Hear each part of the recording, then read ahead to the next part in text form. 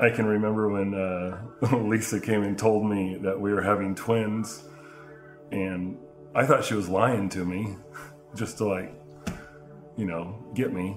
I was super excited to be having twins. I'd always wanted twins. First time I'd ever been pregnant, so I was super excited.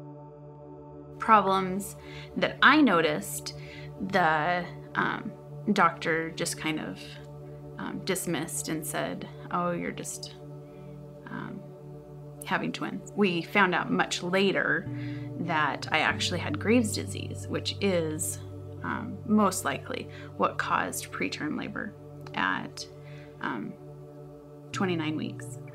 And they worked to stop it, and then the girls were born at right before 30 weeks, like just a couple days, 2 days before the 30-week mark, right before our 3rd anniversary.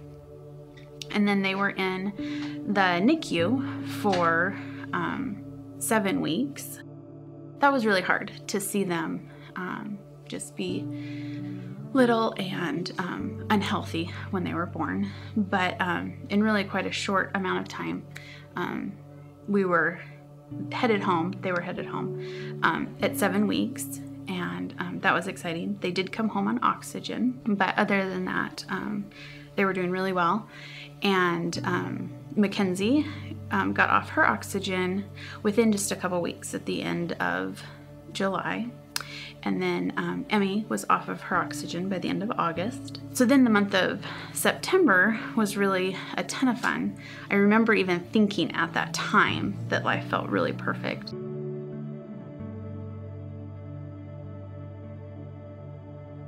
October 2nd, we woke up to... Oh yeah, so October 2nd, I went in to get the girls, to bring them into the bedroom to change diapers, that type of thing. Only when I got in there, Mackenzie was at the bottom of her crib. They were sent home on sleeping wedges, and these wedges are on a 45-degree angle, and part of that was for the reflux that they had. So they slept at a 45-degree angle, because if you reflux, you don't want to inhale that. So she had rolled out of her, we'll call sling, that held her at the 45-degree angle, and she was at the bottom of her crib. So I picked her up. She was cold to the touch. She was room temperature. And I took her into Lisa. I started CPR right away, and he called 911, and I continued that until the medics came. Then there at the hospital, we were in a waiting room. They came and told us that we needed to make a decision to stop trying to revive her, which I feel like I knew right away that that was the right thing to do.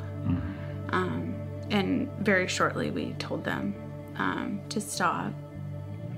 And then we were able to go back and hold her.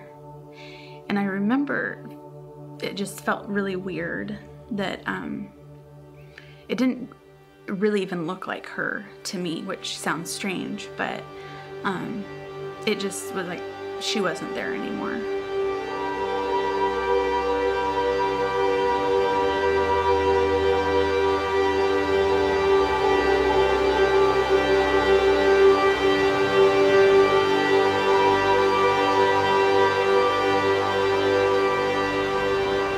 I would say for myself, it was probably 3 to maybe 4 years post Mackenzie's death as far as the grieving process. Well, and I would say that it would be even 10 years of just a cloud of grief overshadowed my life. It was frustrating for me to watch her grieve, though, because I couldn't fix it. And I'm supposed to be able to fix it.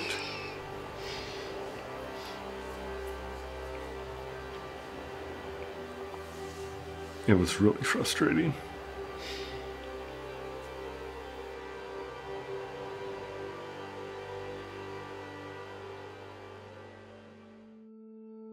Well, it turned out that they had sent us home with faulty equipment.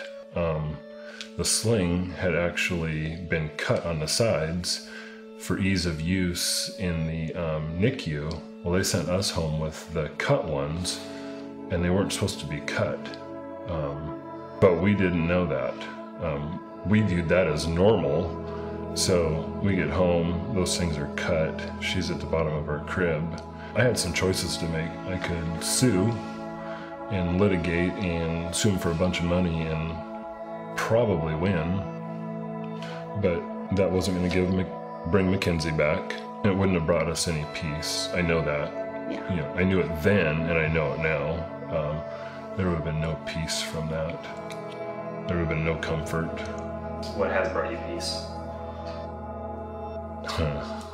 Holy Spirit, Jesus, peace that He's with me now. My daughter's with Him. The very beginning, I remember just knowing like, okay, God, have me do what I need to do today. I can't do anything.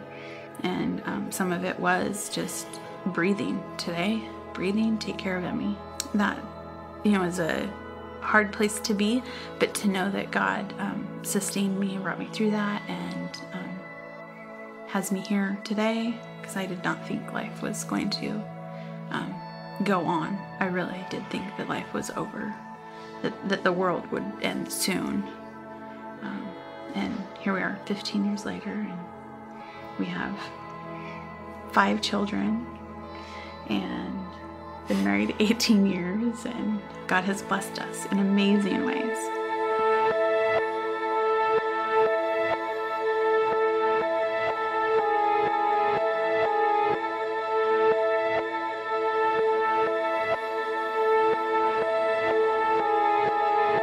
I would say I was very religious, and God was lucky to have me on His team. And that's one of the major things that's changed in my life, that I don't deserve to be on His team, but He lets me be there. I'd been saved. I hadn't been saved to Jesus. I'd been saved out of hell. Didn't want to go to hell. It was hot, miserable. I wanted to be in heaven. Mackenzie's death actually made it so I wanted to be with Jesus. As I look back at the time, I saw the gospel as a set of facts instead of something that I had experienced. In the last 4 to 5 years, I can see where God has expanded and grown that knowledge for me to see how He has personally saved me and personally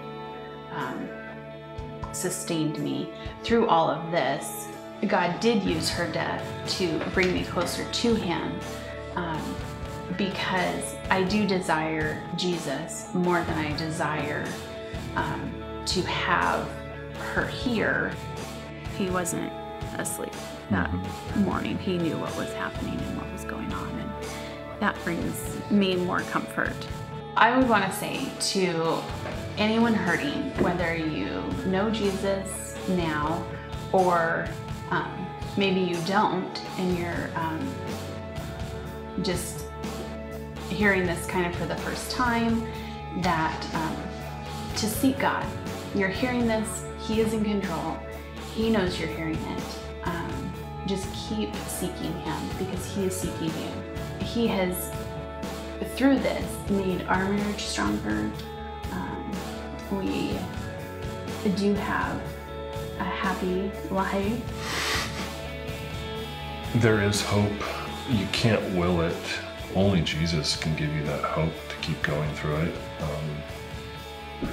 And as He gives you that hope and you're walking through it, there are portions of joy that begin to surface.